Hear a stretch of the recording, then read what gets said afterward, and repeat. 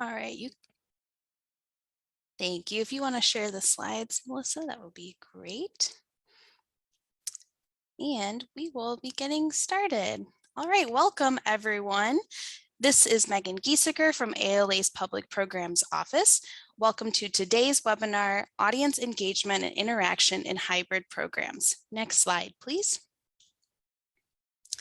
Today's webinar is presented by ALA's Public Programs Office with funding provided by the National Endowment for the Humanities as part of the American Rescue Plan Humanities Organizations Grant.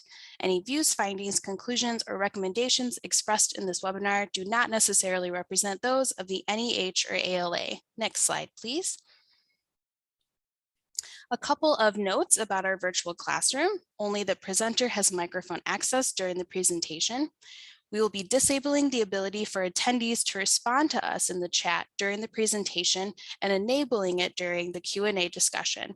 We will be sharing out links throughout the presentation, so keep an eye on the chat to find those. Please save your other questions and comments for the end. If you have any technical issues, please use the Q&A window to communicate with ALA staff. Next slide, please. Now I'd like to introduce our speaker for this afternoon.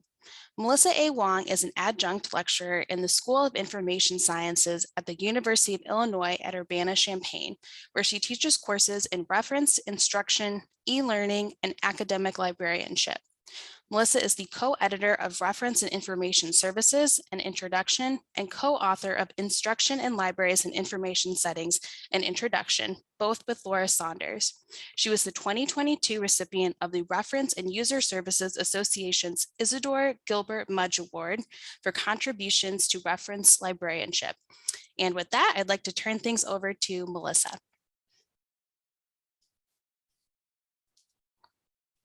Thank you so much, Megan, and good afternoon or good morning, everyone, depending on where you are logging in from. I'm so happy to be here with all of you today. Today, we are going to explore tools and activities that support audience engagement and interaction in hybrid programs. I'm going to start with a few simple guidelines for selecting tools and activities, and then I'll share some tools that I really like and that I use in my own work. And then we're going to end with a little bit of advice on how to prepare for activities to ensure that they go smoothly. And we'll also have about 10 minutes for discussion at the end of that. So I'm hoping we can have a really nice discussion and share some ideas, as well as maybe answer some questions in the final 10 minutes. As you may have seen during the pandemic, there are a lot of online sites and apps that will support audience interaction during programs.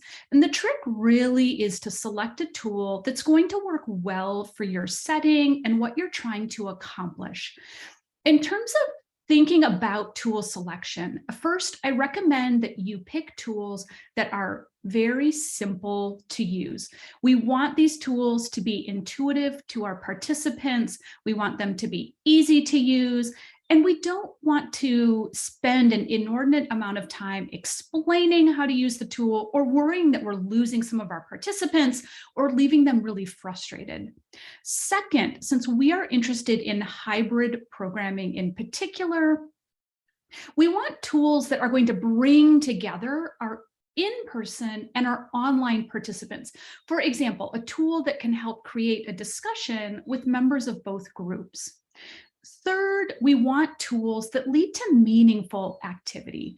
We don't want activity just for the sake of activity, but we want to engage people in meaningful participation in the program. So again, a tool that would prompt discussion or that would encourage critical thinking about the material or give participants an opportunity to reflect or to ask questions. But we're looking for meaningful activity in our programs. So with those criteria in mind, let's look at some tools. The first tool for interaction is polling. So very simple kind of tool. You pose a question to the audience and your poll lets you gather responses. You can use polling for some audience demographic questions if you want to learn a little bit more about your participants, maybe their prior experience with a topic. You can do a poll that solicits opinions on a topic that then becomes a launching point for a discussion. maybe a poll that poses a question based on the material so that it serves as a learning check for participants. And there are lots of really fun, easy to use online polling tools. For your online participants, you can push them a link and they answer that poll in their browser window. For your folks who are attending in person, then you can give them a link and they can use their smartphone to answer the poll. Or if you're concerned that not everybody will have a smartphone, you might distribute tablets that people can use. And polling tools allow a variety of question types: true, false, multiple choice, options like ranking a series of choices. There are polling tools that let you do clickable images. And we're going to do just one really quick example here today. And I'm going to put a link in the chat to a Google form. If you would click on that, it will ask you one question.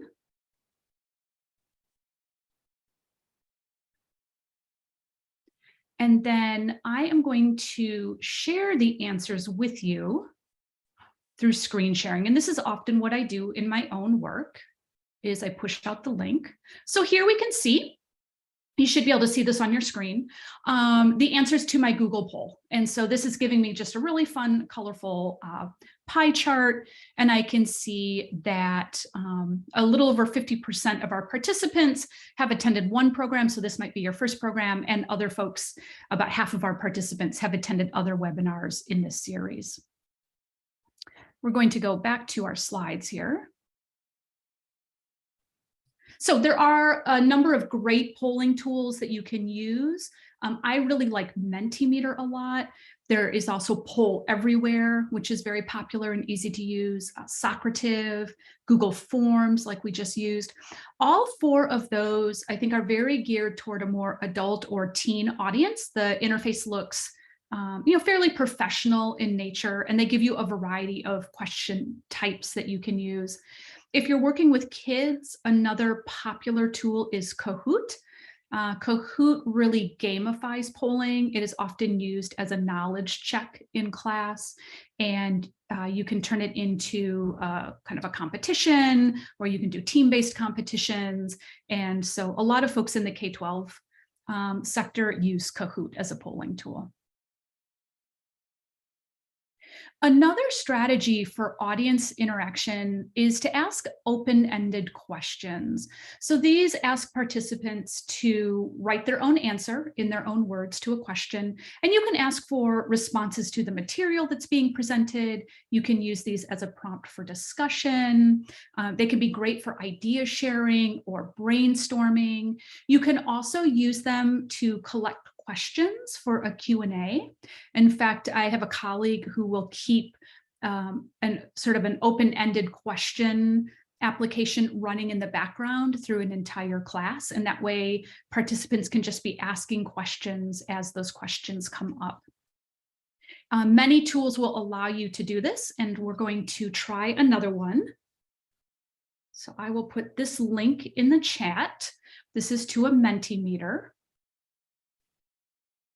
And this is asking you to recommend some kind of media that you have enjoyed lately. You can recommend a book or a podcast,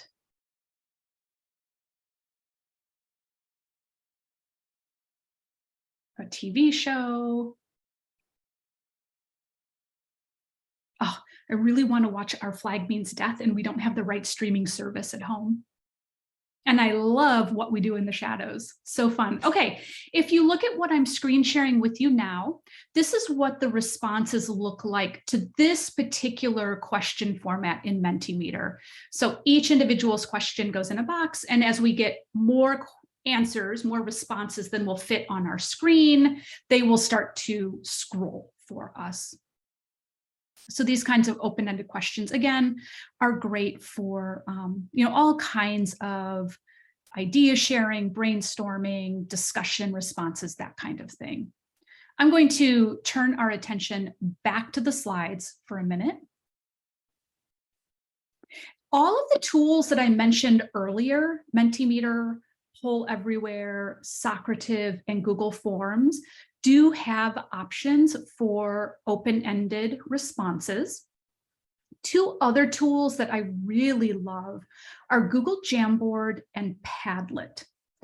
Google Jamboard gives you what looks like a blank slide, and then participants can interact with it by adding text or images. It also has this fun sticky note feature, so people write their response on a sticky note and add it to the Jamboard. Once the sticky notes are there, you can drag them around, so that's really nice if you want to sort ideas as a group. You can resize them, and you can also interact with them by adding text or like comments with the pencil tool and that kind of thing. The only reason we are not doing a Jamboard here today is because it has a limit of 50 participants. But I highly recommend checking it out if you're looking for a really fun interactive tool. The other tool that I mentioned is Padlet. Padlet is also a little more time consuming to use, so we aren't going to try it together right now, but I do have a demonstration one, and I'll stick it in the chat during the discussion portion of the webinar, and if you want to try it, you can try it then. So Padlet allows people to post responses using a combination of text, videos, links to the web, images, and once those responses are up, then participants can interact with one another. There's a like function, that's the little heart you can see on my slide example. You can add comments. So this is just a really fun example I sometimes use where students create a virtual zoo and they practice adding images and text to their Padlet. You can also use Padlet to structure discussions. So here's an example of a Padlet that I did where there were 4 discussion questions and participants picked the question they wanted to respond to, and they add their comment directly under that question. I have also seen this used in conference presentations for idea sharing, brainstorming. You can set up a debate if you've got columns for like pro, con, in the middle, right, for sharing arguments and that kind of thing. So Padlet is a really great versatile tool for that kind of interaction. Another quick and easy tool that I really like are word clouds. So word clouds are great for things like being an icebreaker, for brainstorming. You can use it again as a learning check. We're going to use a tool called Answer Garden. I'll put that link in the chat for you. So this Answer Garden poses a question at the top, and you're going to put in your response of your favorite food. And you can actually do more than one response. So if you'd like to put in a couple of things, you'll start to see that our Answer Garden is growing and changing. If you've run out of favorite foods, but you want to see the Answer Garden changing, you can also hit refresh on your screen. And we can see a lot of people have put in pizza. We've got some good answers for pasta, sushi, donuts, tacos. So this is really fun. Answer Garden is one of my favorite tools for word clouds, in part because you do not need an account. And it takes about 2 minutes to set up an Answer Garden. So it's really quick and easy to use. And it does have some nice features, as do many of the other tools I've talked about today, to do things like filtering for inappropriate language and things like that, which is kind of a nice feature as well, especially if maybe you're working with a younger audience and you have concerns that kids might see if they can push the limits. Okay, so that is a word cloud. Let's go back to our slides here.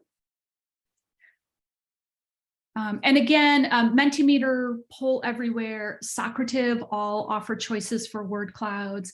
And then the one that we just used was Answer Garden.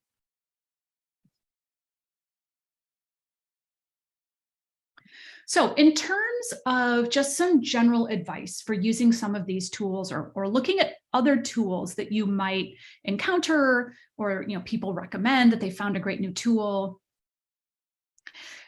Number one, you always want to think about selecting the right tool, again, for your audience and your purpose. So some of these tools I think are a little bit more oriented towards kids. They're very colorful.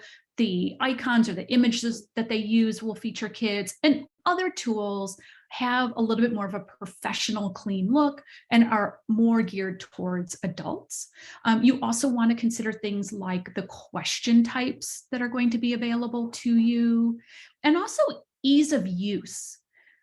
Again, you want something that's going to be simple and intuitive for your participants, but also something that's going to be simple and intuitive for you, right? That you can use quickly as you're also leading a workshop or something like that. So I always feel like I always like to caution people, like, resist using a tool just because it's trendy or it's new. Find a tool that is the right tool for what you're trying to achieve.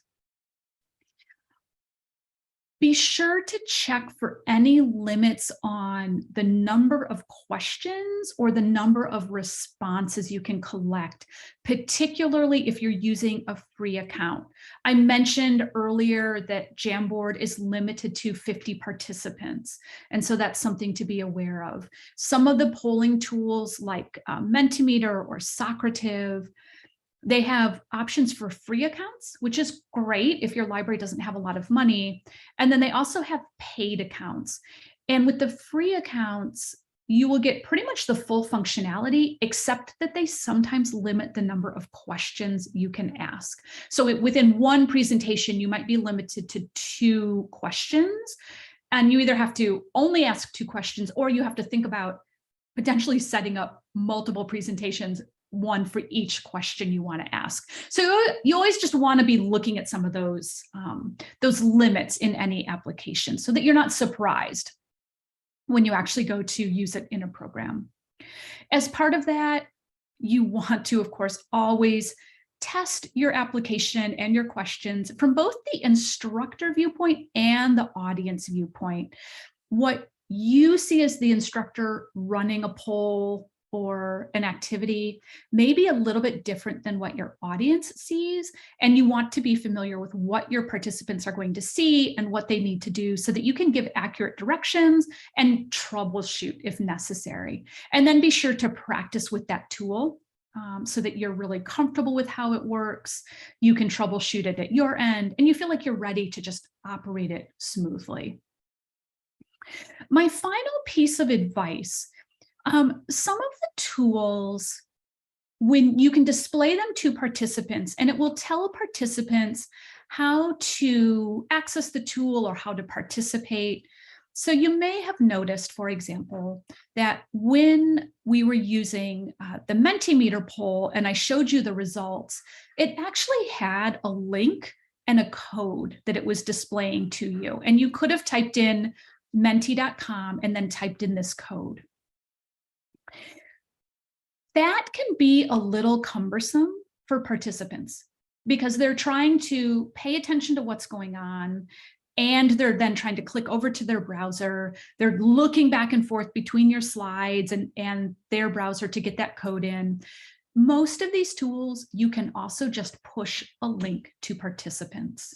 So in our case, when I wanted you to use the Mentimeter poll, I just pushed you a link in the chat that you could easily click on. And that is going to make the activity faster, and it's also going to make it a lot smoother from the participant perspective. And so I always like to be ready. I have a notes document on my computer in Word. It has all of the links for the activities that I'm going to use. And then I'm able to quickly just cut and paste those into the chat, push them out to participants. If you have a hybrid audience with some folks in person, then you may need to account for it taking just a little more time for them to get into some of these tools, or you might look at something like a URL shortener.